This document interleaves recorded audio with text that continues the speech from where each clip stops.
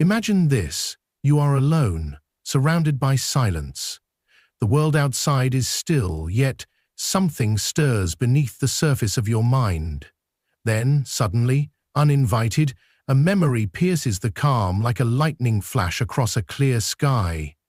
It arrives without warning, carrying with it the weight of a past you thought you had buried. Perhaps it is the sting of betrayal that still smolders quietly in your chest.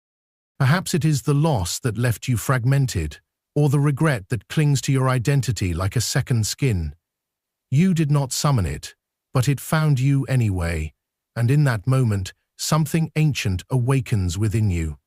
This is not a coincidence. It is the unconscious calling you back to what remains unresolved. Carl Jung knew that the psyche does not forget. What has not been integrated is not gone. It waits. Beneath every smile, beneath every accomplishment, beneath the layers of your survival, the forgotten still lives. And it returns, not to punish you, but to free you. Jung taught that true healing does not come from forgetting, from suppressing, or from pretending the pain never happened. True healing begins when you stop running and turn inward, when you face the very memory you fear the most and allow it to speak. Within that pain is not only sorrow, but a path, a key, a chance to become whole again. You see, the mind remembers, but the soul transforms. What haunts you is not just the event itself, but the meaning you gave it, the part of yourself you abandoned in the moment you were hurt. Jung believed that the wound is the place where the light enters, and within every unwanted memory lies an invitation, not to erase it, but to reframe it, to meet it with presence instead of avoidance, and to transmute it into strength. This is not fantasy, it is inner alchemy, and the astonishing truth is that the power to begin this transformation is already within you. It always has been. Now is the moment to awaken it. So take a breath. What you are about to uncover is not just a way to soothe your pain. It is a way to reclaim your life. This is not comfort. It is a confrontation. Not forgetting, but remembering with wisdom.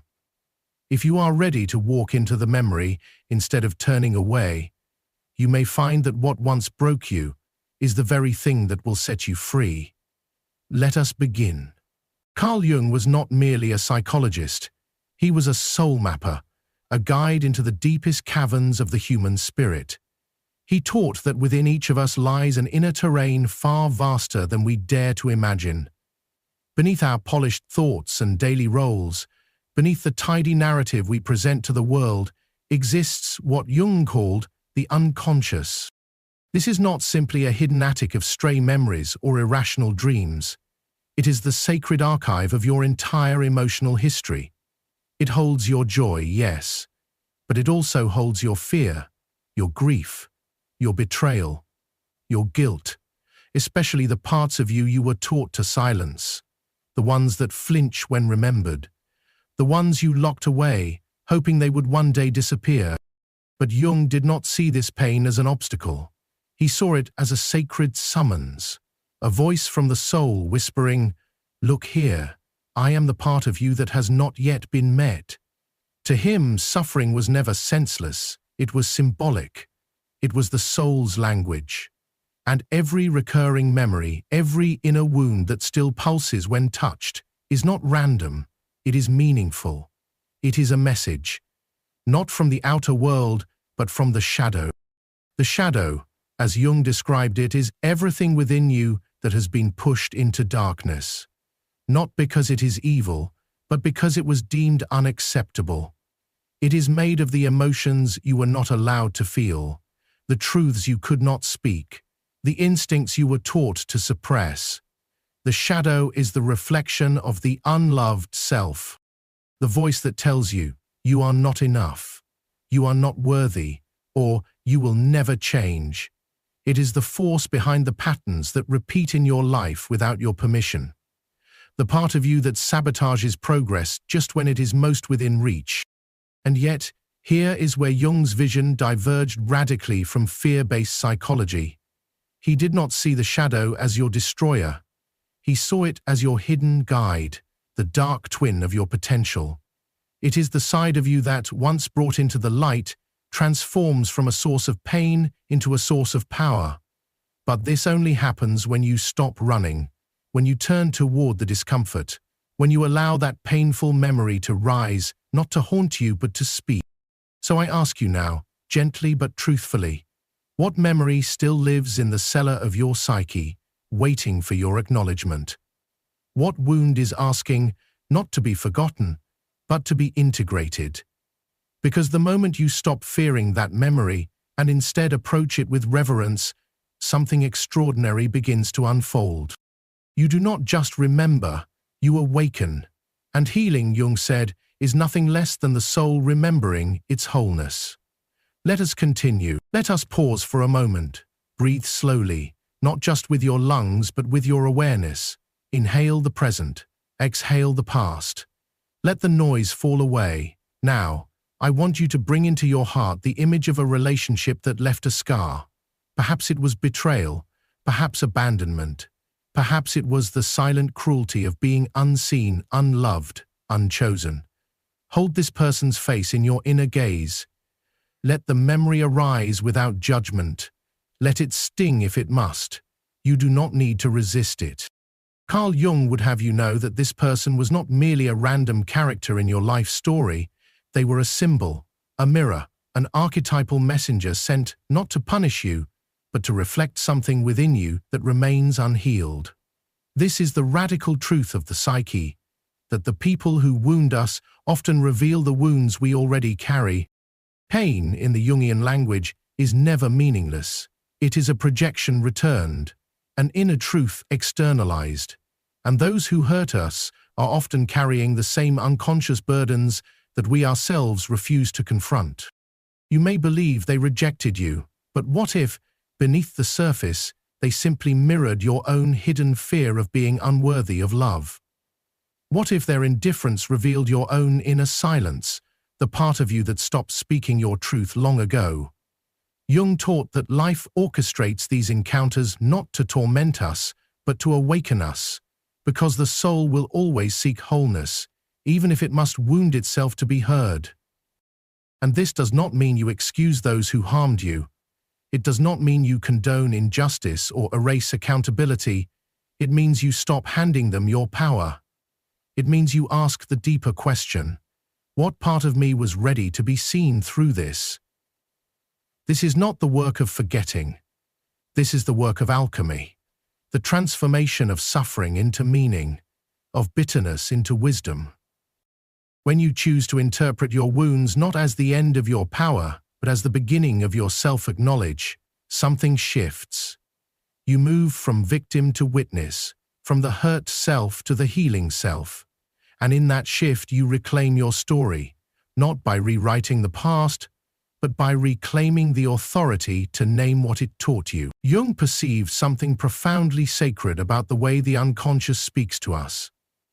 He did not see it as a dead archive of forgotten moments, but as a living, breathing field of psychic energy that longs for integration. It speaks not in the language of rational thought, but in symbols, images, feelings, and especially in the pain we would rather avoid.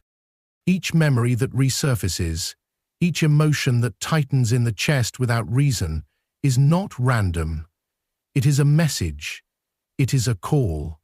And more often than not, it is a plea for reconnection. Let us speak now of something that sounds simple but feels impossibly far for many: self-love. Or rather, the aching absence of it. How many times have you stood before your own reflection and felt unworthy, not good enough, not successful enough, not lovable enough? How many times have you allowed another's judgment, criticism, or silence to dictate the worth of your existence? Jung would tell you that in those moments, you are not simply doubting yourself, you are exiling a part of your soul, a part that has been waiting for you to come back home. Each time you allow external voices to drown out your own truth, you commit a subtle betrayal against the self that lives beneath the surface. Not the self of ego or performance, but the self of essence. The unconscious does not forget this. It holds your unspoken grief, your buried anger, your unmet needs, and it stores them not as memories, but as shadows. The shadow is the wounded child, the silenced voice, the aching heart you never soothed. It is not your enemy, it is your neglected twin. And healing does not happen by ignoring it. It begins by turning toward it with eyes unafraid and a heart willing to see what hurts. You may think the pain you carry defines you, but that pain is not a life sentence. It is a doorway. The criticism that humiliated you, the failure that convinced you to give up, the moment someone made you feel invisible. These are not the full truth. They are fragments. And the miracle is this: you can choose a new narrative. You can become the author instead of the echo. Jung believed the task of the soul is not to forget the past, but to redeem it. You do not need to forgive others to be free. You only need to reclaim what you gave away: your voice, your worth, your power. And when you do, you shift from being a victim of your story to the alchemist of your healing. That, Jung would say, is where the real transformation begins. Imagine, for a moment, that you are walking alone through a thick and ancient forest. The trees look like memories, tall and silent. The fog coils around your feet like forgotten sorrow. Each step forward feels uncertain. You don't know where you're going, only that something in you refuses to turn back. Then somewhere beneath the noise of your thoughts, a quiet voice rises from the depths of your being. It does not shout, it does not command. It simply whispers, "Keep going, you are close." That voice is not fantasy. It is the unconscious, the inner guide that Jung believed speaks to each of us in moments when the outer world falls away. And that forest you walk through, that is your past. Not a timeline of events, but a living terrain made of emotion, memory, and meaning. Jung taught that the unconscious is not a passive archive, but an active companion. It speaks not just through dreams or symbols, but through discomfort, through longing, through the very pain you have tried so hard to silence. But to hear it, you must stop running. You must sit with the ache. You must turn toward the place that frightens you and ask, "What are you trying to show me?" This is not a poetic exercise. It is a sacred one. Because the moment you stop avoiding, you begin reclaiming. You begin listening to the voice within that has been drowned out by noise, guilt, and survival. Perhaps even now a memory surfaces. Do not push it away. Let it rise. Hold it gently, for in the pain of that memory lies the key to your return. The return to your true self, not the self that performs, not the self that hides behind accomplishment or approval, but the self that simply is, the self that existed before the world taught you who to be. Jung believed that we lose touch with this authentic core because we become too entangled with the demands of others and the illusions of our persona. Expectations become armor, roles become prisons. And yet, he also believed that this disconnection is reversible, that the path back to wholeness is carved through self-love and self-responsibility, through boundaries that say, "I matter," through silence that says, "I am listening," through courage that says, "I am not leaving myself again." Let me share something with you, not as instruction, but as confession. There was a time in my life when a single memory clung to me like a second skin. A moment I tried to bury in silence. A relationship I ended not out of clarity, but out of fear. And long after the doors had closed, I was still trapped inside it. Not because of the person, but because of what that loss had awakened in me. Every time I recalled it, my breath would become shallow, a weight would settle in my chest. My body remembered what my mind tried to forget. I told myself I had moved on, that it was in the past. But it was not. It lived in me, quietly, powerfully. Then, guided by Jung's work, I stopped turning away. I stopped rehearsing the story and instead began listening to the wound beneath it. I wrote about it. I spoke it aloud to the silence. I named it. And in naming it, I began to reclaim it. It was not about the other person. It was about the part of me that had always feared abandonment, the part that had learned to question its worth. That pain was not my enemy. It was a mirror, reflecting a piece of me that had waited years to be seen, and the moment I faced it with compassion, it began to lose its grip. Not with fanfare, not overnight, but slowly, like a knot gently untying itself after years of tension. So I ask you now with sincerity and reverence, what memory are you ready to meet today? Not to erase it, not to fix it, but to witness it, to hold it as a part of your becoming. Real healing, as Jung taught, is not about denial. It is about dialogue with the inner world. It is not about thinking better thoughts. It is about facing the darker ones without fear. It is not about escape. It is about embodiment. The shadow you carry, the ache that returns in quiet moments, is not a flaw. It is a signal, a dream deferred, a truth unspoken, a piece of your soul waiting to come home. What if the dream you lost was not a failure, but a sacred call you were never meant to abandon? What if healing that memory could return you to the very path you thought you had missed forever? Stay with me now, because the journey inward is not always easy, but it is always holy, and the life you are meant to live may be waiting on the other side of the memory you have been most afraid to face. Let us speak for a moment of the collapse, not just of relationships or dreams, but of the inner world that once held it all together. Perhaps you remember that moment, the one that shattered your sense of safety. Maybe it came as a sudden betrayal from someone you trusted, or perhaps it arrived slowly, like erosion, from a love that slipped away without a reason. Whatever form it took, it left you fragmented, and like so many, you may have buried that moment, sealing it off, as if time could dissolve its sting. But as Jung revealed, the unconscious is not a graveyard.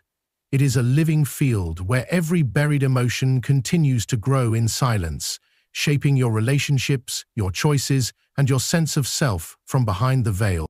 You may think your walls are protection, but they are also prisons.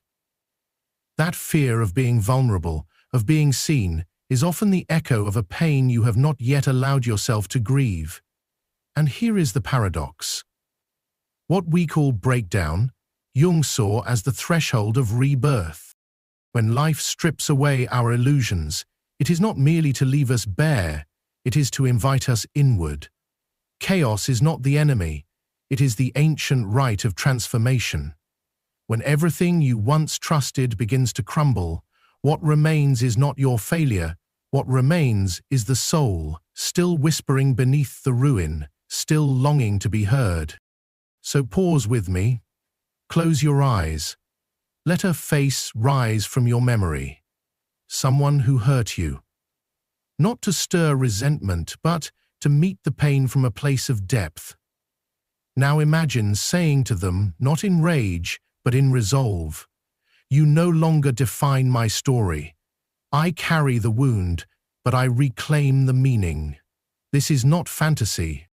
This is alchemy, for in that moment you are not just remembering, you are rewriting. You are not just looking back, you are turning inward, where the wound has been waiting for your gaze, your voice, your presence. Jung taught that symbols are the language of the soul, and in this act of conscious reflection, you are creating a new symbol, a healed self. You are no longer a victim of the past, but its interpreter, and as you speak to what once broke you, you begin to weave the broken pieces into something whole. That is the secret. Collapse is not the end. It is the sacred invitation to finally begin. Now take a breath and linger with whatever stirred within you. Perhaps it was subtle, a flicker in the chest, or a tightening in the throat. Do not dismiss it. That sensation is the stirring of something sacred, the whisper of the psyche responding to truth. For deep within every wound lies a pattern, and behind every pattern is a projection. Carl Jung taught that what we fail to make conscious, we are doomed to repeat as fate. What appears as random suffering is often the echo of an old psychic imprint seeking acknowledgement through repetition. Think about it. How many times have you found yourself reliving the same kind of pain, falling for the same type of person, facing the same emotional triggers, the same endings? This is not a coincidence. This is the shadow at work, projecting unresolved wounds onto the screen of your life in an attempt to be seen, felt, and ultimately integrated. These repetitions are not punishments, they are invitation. They are the unconscious mind's way of saying, look here, heal this.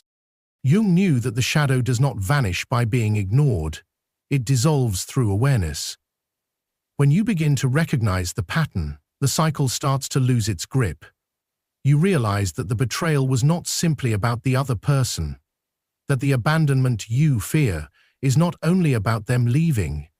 It is a mirror, reflecting a part of you that still doubts your worth, that still waits for someone outside to love you the way you have not yet learned to love yourself. This is why true healing is not about fixing the world or changing others. It begins by turning inward and asking, what am I recreating through my relationships?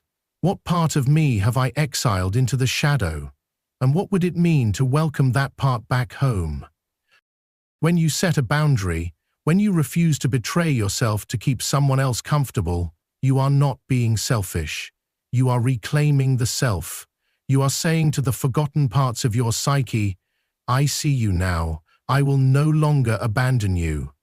And that shift, though invisible to the world, changes everything.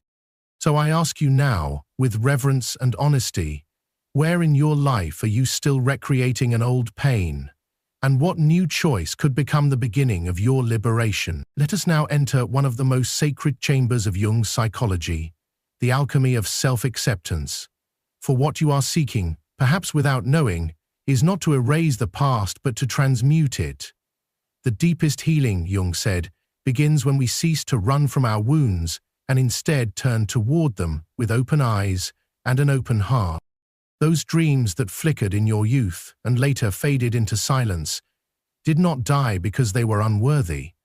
They were abandoned because the shadow took them hostage, not out of cruelty, but because a part of you believed you did not deserve them. Perhaps you once longed to create, to explore, to build something bold and true, but somewhere along the way a voice cut through your innocence. Maybe it was a parent, a teacher, or a moment of failure. That is not practical. You are not good enough. These sentences, once spoken, lodge themselves in the unconscious and become internal law. And long after the words are forgotten, their echo persists. You find yourself hesitating at the edge of your calling, not because your dream has changed, but because a part of you still believes the lie. Jung saw these wounds not as barriers, but as thresholds. He taught that what we do not bring into the light of consciousness becomes our silent tyrant. And this tyrant rules in subtle ways. Through the self-doubt that haunts your ideas, through the quiet resistance to joy, through the familiar ache of feeling not quite enough. These are not character flaws. They are symptoms of exiled parts of your psyche longing to return home. Healing, then, is not forgetting. It is remembering without judgment. It is sitting beside the memory that once shamed you and saying, you are a part of me, but you do not define me. It is understanding that the painful moments were not punishments, but passages. Each dream deferred, each desire dismissed, each silence endured is an unopened letter from the unconscious, waiting for your attention. So I ask you now, not as a challenge, but as an invitation. What hidden longing is still alive in you, waiting patiently beneath the rubble of your past? What piece of your soul have you labeled as foolish, impossible, or undeserving? Jung would urge you not to discard it, but to reclaim it, For when you integrate the shadow and allow the memory to transform into meaning, you recover the gold hidden in the darkness, and that is the beginning of true wholeness. Let us now bring this journey inward to its sacred conclusion, not with answers, but with a question that awakens the soul. Carl Jung taught that transformation does not occur through avoidance or denial, but through the integration of what we have long fled from.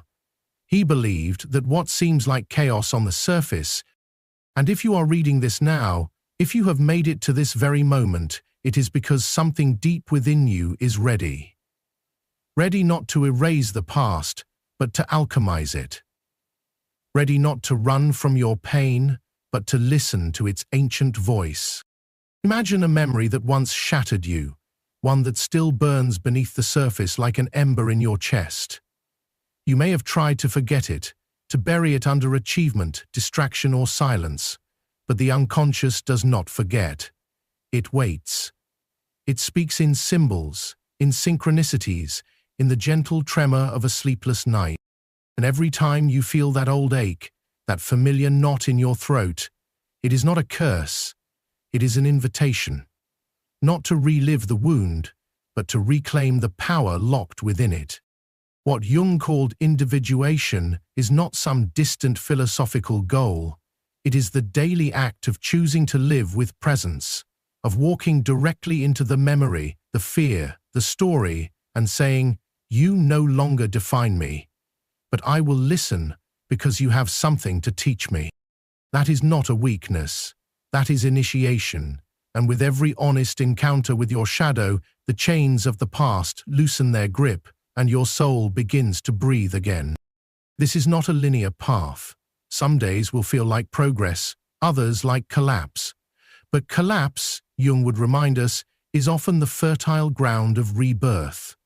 When the structures of your identity fall apart, what remains is truth. It is in these moments of unraveling that you are closest to becoming who you were always meant to be. So take this message with you not as theory, but as practice. When another memory rises, do not flee.